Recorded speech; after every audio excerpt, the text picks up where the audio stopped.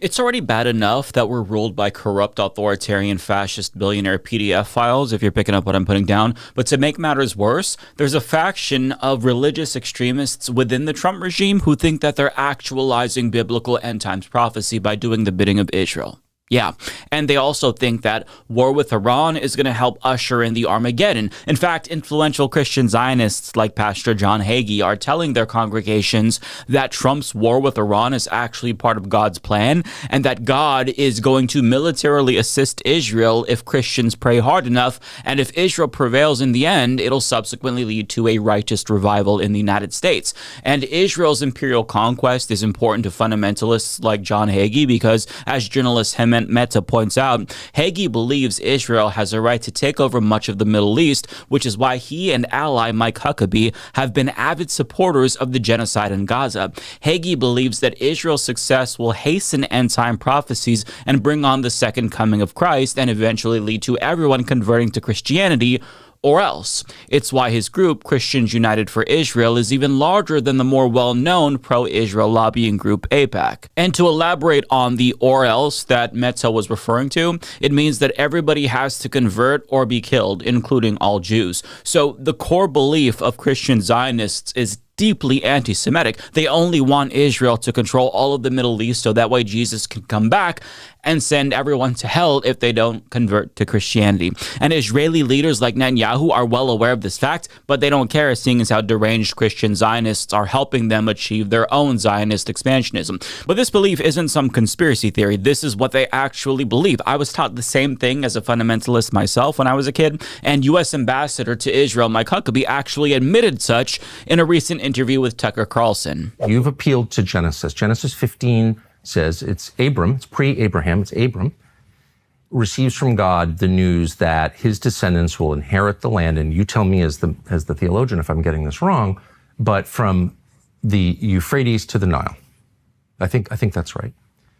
And that would include like basically the entire Middle East. That would be the Levant, so that would be Israel, Jordan, Syria, Lebanon. It would also be big parts of Saudi Arabia and Iraq. It would be, I mean... I'm not sure it would go that far. I mean, it would be a big piece of land, but here's the point. It would be a lot of places that are now countries. But this particular area that we're talking about now, Israel, is a land that God gave through Abraham to a people that he chose. It was a people, a place, and a purpose. We can look at it that way. Christian Zionism, I want to go back because that's where we started on this. I'm not going to let you off on this because you have said it 3 times that God gave this land to this people. And so it is entirely fair for me with respect to ask, what land are you talking about? Because I just read Genesis 15, as I have many times. And that land, I think it says, from the Nile to the Euphrates, which is, once again, basically the entire Middle East. So God gave that land to his people, the Jews, or he didn't. You're saying he did. What does that mean? Does Israel have the right to that land? Because you're appealing to Genesis. You're saying that's the original deed. It would be fine if they took it all. And again, he's fine with Israel taking over all of the Middle East because Jesus can't come back until that happens. But this extreme fundamentalism is so much more prevalent in the Trump regime than I think anyone realized. And journalist Jonathan Larson reports that Defense Secretary Pete Hegseth has essentially turned the U.S. military into a vehicle for this kind of Christian Zionist end times prophecies. He reports Defense Secretary Pete Hegseth has enshrined evangelical Christianity at the uppermost levels of the U.S. military, airing monthly prayer meetings throughout the Pentagon. Last year, the Pentagon confirmed to me that Hegseth attends a weekly White House Bible study. It's led by a preacher who says God commands America to support Israel. Now, here's the result of that. A combat unit commander told non-commissioned officers at a briefing Monday that the Iran war is actually part of God's plan and that President Donald Trump was anointed by Jesus to light the signal fire in Iran to cause the Armageddon and mark his return to Earth, according to a complaint by a non-commissioned officer. From Saturday morning through Monday night, more than 110 similar complaints about commanders in every branch by the military had been logged by the Military Religious Freedom Foundation. The complaints came from more than 40 different units spread across at least 30 military installations, the MRFF told me Monday night. The non-commissioned officer who filed the complaint said their commander urged us to tell our troops that this was all part of God's divine plan, and he specifically referenced numerous citations out of the book of Revelation referring to Armageddon and the imminent return of Jesus Christ. So these are the kinds of commanders who are in charge of the military at a time when the country is invading Iran.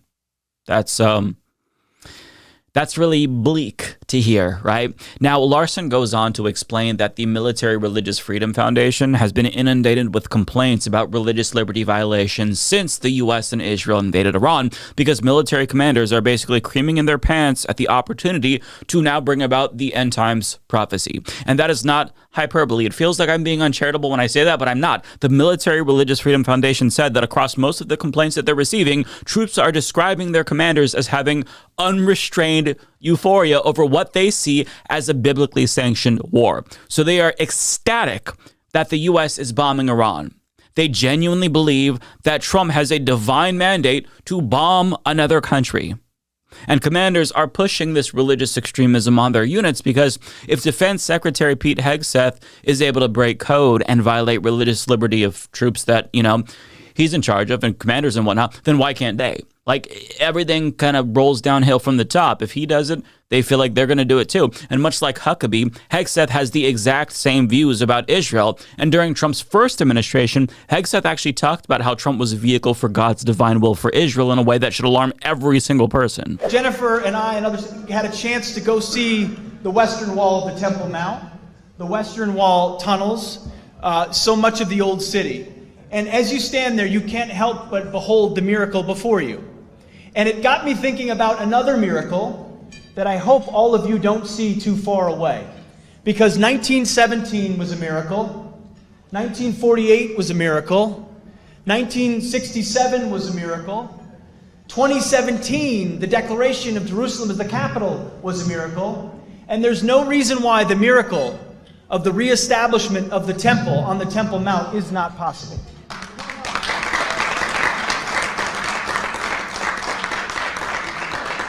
I don't know how it would happen. You don't know how it would happen, but I know that it could happen. That's all I know. And a step in that process, a step in every process, is the recognition that facts and activities on the ground truly matter.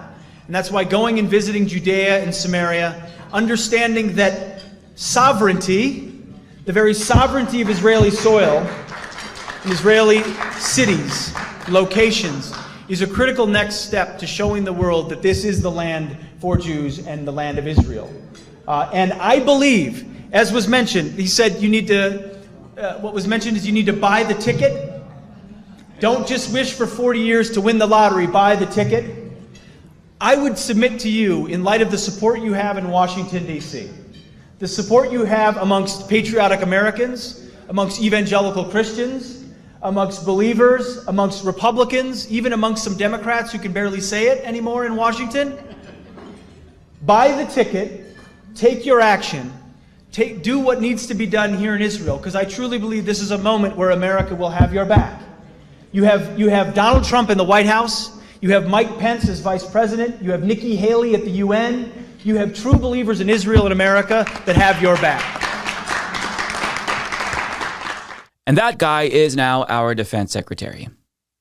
So he went to Israel and he told them to take over the West Bank, and he referred to the 1917 Balfour Declaration and the 1948 Nakba as miracles, and explicitly said that Israel will have the United States' support if they annex the West Bank. Fast forward to today, and that's exactly what Israel is doing. And Trump is letting it happen. Not because Trump subscribes to their loony religious views, but because a billionaire mega donor, Miriam Adelson, cut him a check for $100 million on the condition that he lets Israel annex the entire West Bank. But the fundamentalists are interpreting that corruption as Trump carrying out the will of God, when he's simply just doing the bidding of his donors who support Israel's imperialism. But the Christian Zionist fascists genuinely believe that all of the stars are aligning right now for Jesus to come back. It's not just that Israel is taking over the West Bank, which is what they've long wanted. It's that Israel's enemies are also being vanquished, Iran. And because they think that biblical prophecy is coming to fruition,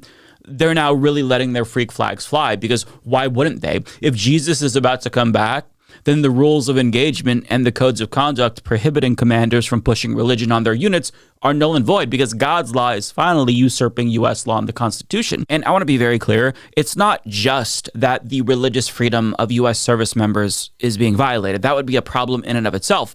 It's that this religious extremism is having a concrete effect on the battlefield. And this is the most chilling part of the story. So the Military Religious Freedom Foundation told Jonathan Larson, quote, many of their commanders are especially delighted with how graphic this battle will be, zeroing in on how bloody all of this must become in order to fulfill and be in 100% accordance with fundamentalist Christian end of the world eschatology. So they want the war to be bloody, because if it's not bloody enough, Jesus won't come back. Like, this is the level of delusion we are dealing with in this fucking country. And the war has already been incredibly bloody. The U.S. and Israel killed 175 girls in a school bombing. And there are reports that Tehran is being carpet bombed. They are already committing war crimes, and it just began. And this is exactly what needs to happen for Jesus to come back. Now, let me just remind you who it was again that explicitly announced that they would not abide by the rules of engagement. No stupid rules of engagement. That's right, it was that guy, the same guy who believes that the war has to be bloody for the biblical prophecy to be fulfilled. In other words, they think they have to commit war crimes for Jesus. If this were a Muslim, the U.S. government would declare him a terrorist. But since he's a Christian Zio-Nazi, it's barely a blip on anyone's radar. So regardless if, this war is being waged for religious reasons or due to Trump's corruption, part of the reason why we are at war with Iran, make no mistake about it, is because of Israel. And Trump isn't willing to admit this yet, but make no mistake about it, that is the fucking reason why we're at war with Iran. Mr. President, did Israel force your hand to launch these strikes against Iran? Did Netanyahu pull the United States into this war? No, I might have forced their hand.